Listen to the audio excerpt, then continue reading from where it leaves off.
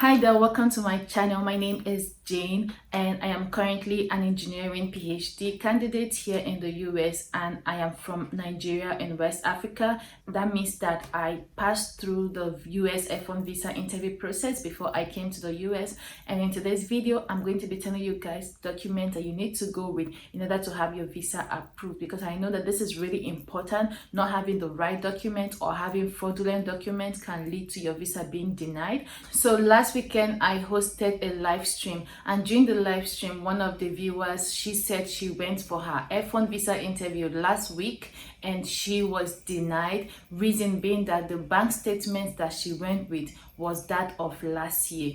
So now that's a very huge mistake to make. If you've watched the other videos that I've made on F1 visa, I've talked about how it's very important that you go with all your documents and also make sure that they are the right documents. So in this video I'm going to be sharing with you the documents that you should go with, so that when you go you will not be rejected because of document. So I have written down all the documents here and I categorized them in different categories, so I'm going to be talking about them one after the other. I'll also attach sheet here or here so you'll be able to write them down if you want to do that. Also, I want to say thank you to my current subscribers. Thank you for coming back to watch my video. But if this is your first time of coming, if you've never seen me before or you've not subscribed to my channel, please click the subscribe button to subscribe. Let's stay connected. Make sure to like this video and drop any comments that you have, and I always like my comments and always reply my comments.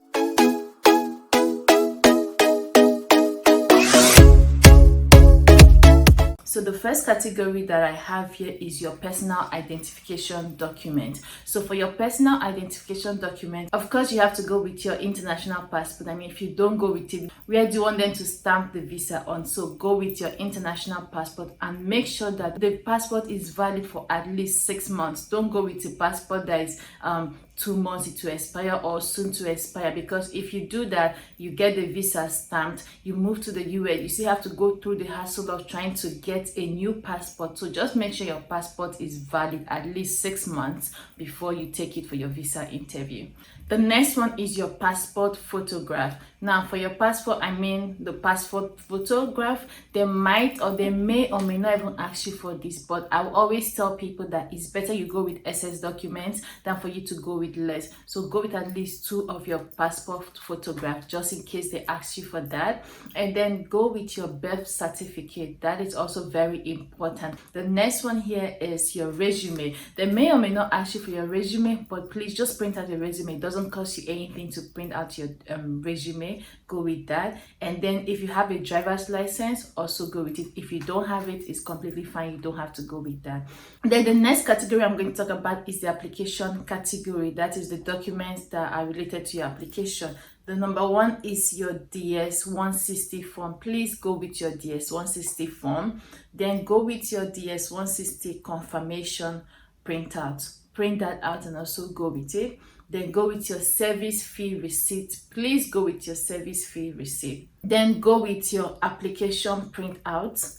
And then go with your I-20. See, your I-20, that one is very, very important. Make sure you go with it. Like I don't know if I've said this before, but when you go, they're not going to ask you all these documents, but then everyone's visa interview differs. So what they asked me might not be what they will ask you.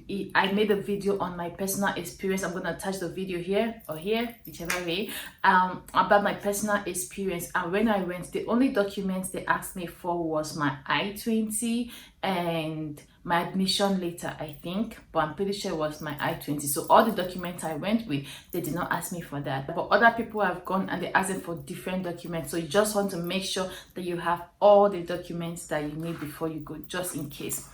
The next we're going to talk about is I've talked about, also go with your visa fee receipt. Then let's go into education, the document, your educational documents that you're supposed to go with. Please go with the email printout of your admission. That email or it was whatever they sent you that told you congratulations, you've been admitted into this school. Make sure you print that out and go with it. If you were given an acceptance letter, print that out and go with that.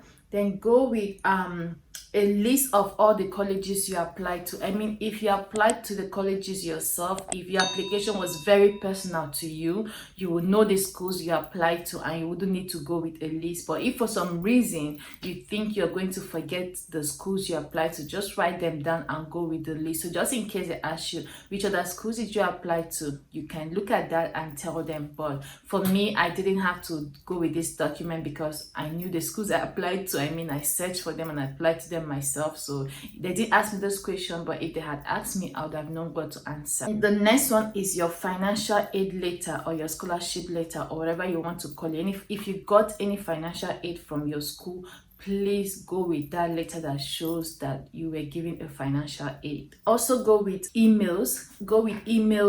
Print out the emails you had with the professors in the school. Now, some of you, before going, that's for those going for masters or PhD, before you even move to the US, you already had conversations with the professor, and then a professor have accepted to work with you, have accepted to take you into his lab. So please go with the email that you guys exchange. Print out the email, so just in case they ask you who will you be working with, you'll be like, okay, I'll be working with Professor John when I get to this university. Here's a printout of the email conversation we had where he accepted me into his lab. Then go with your GRE and TOEFL score or SAT score. If you wrote any standardized test for your application, please just go with it. They may or may not ask you, but go with it. Just in case they ask you, you have it to present to them. Then your application packages, your letters of recommendation, if you have access to it, your SOP, everything you use to apply for your admission, just print them out and just package it together, just in case you were asked. And then for the SOP, I like to tell people to read their SOP before going for their interview. So just in case there was something you wrote in the SOP, it will help you build your answers when you are answering. For instance, when they ask you, why do you want to work with this professor? I want to assume that when you're writing your SOP, that's SOP is statement of purpose, that when you're writing your SOP that you wrote something, okay, I hope to work with Professor John because his research in so and so area, which is what I'm interested in because I've worked in so and so area. So just make sure you read your SOP so when they ask you some of those questions, it will help you to answer. Then for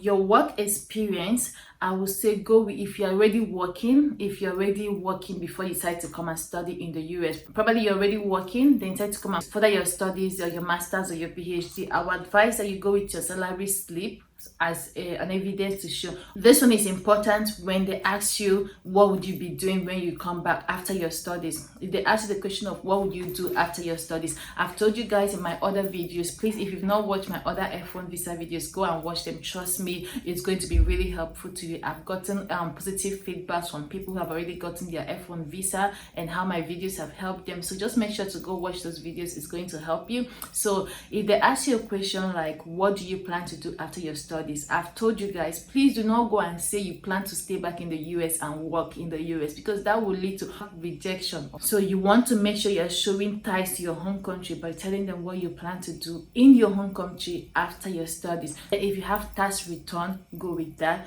If you have employment letter, a letter that shows that you're actually working in a company or wherever you're working, go with that. If there's anything like an experience letter or whatever that you can show that you have a job already, go with that. This part is mainly for people who already have a job. If you don't have a job right now that you're applying for your F1 visa, that is completely fine. I didn't have a job when I applied, so that I wasn't worried about that. Then let's go into one of the most important documents that you have to go with. That is your proof of funding document. So the first one I want you to go with is go with a bank statement. Whether you're the one sponsoring yourself or your dad is sponsoring you or your uncle or whoever is sponsoring you, please go with the bank statement of the person that is sponsoring you. Or even if it's you that is sponsoring yourself, go with your bank statement. And your bank statement should be at least 6 months old. When I say at least 6 months old, I'm not saying you should just print, okay, right now this is the month of June. I'm not saying you should go to last year and print 6 months old bank statement. What I mean is this is June, so print a bank statement from December. That is December, January, February, March, April, May. Okay, print a bank statement, yeah, April, May, because by June you don't have a bank statement for June. So start from December, print from December to May. Please make sure it's at least 6 months old, not an old bank statement, because someone, like I said at the beginning of the video, someone got denied last week because of this mistake. Please don't make that mistake. I also have a video on reasons for F1 visa denial, so also make sure to watch that video. It will help you to know the possible mistakes that you can make that will lead to a rejection. So please watch that video. I'll also attach it here. Then the next one is your affidavit of support. The next one is affidavit of support. So if someone is sponsoring you, get an affidavit of support from that person. Then go with credit card statement. If your sponsor has a credit card statement, if he doesn't have, that's completely fine. If they have, go with it. And then go with the person's salary slip. If you go with the person's salary slip, is a way to show that this person is capable of sponsoring you and will continue to sponsor you. Remember, in my other video, if you've watched them, go and watch them. I talked about how one of the reasons why they ask you for these financial documents is because they want to see that when you come to the US, you're not going to be a liability. I mean, there are a lot of homeless people out there in the US, and they don't want you to come over and join them. So they want to make sure that whoever is sponsoring you has the capability to keep sponsoring you. So from the person's bank slip, they see the person has a constant inflow of income. It will tell them, okay, this person has a reliable sponsor. The next one here is loan document. So if you are going to be studying on that loan, make sure you go with the loan document. Wherever you got the loan from, make sure you go with the document. Make sure you go with the statement later. Make sure you go with all financial documents. Now, financial document, I think the most important ones are the bank statement, the salary slip, the affidavit of support. But make sure you go with any extra financial document that you can lay your hands on to support your claim. For instance, when I was doing mine, I got a full funding from my school, and I also got a grant in my country, and the grant was going to cover my flight ticket and other expenses. So I had a document for that. I also went with that document when I was going for my visa interview. In as much as I had full funding with stipend that was shown on my I-20, I still went with that financial document that showed that that the grant I got from my country was going to pay my flight ticket. I've made a video on that. I will attach it up here, how I got that grant. You can watch it.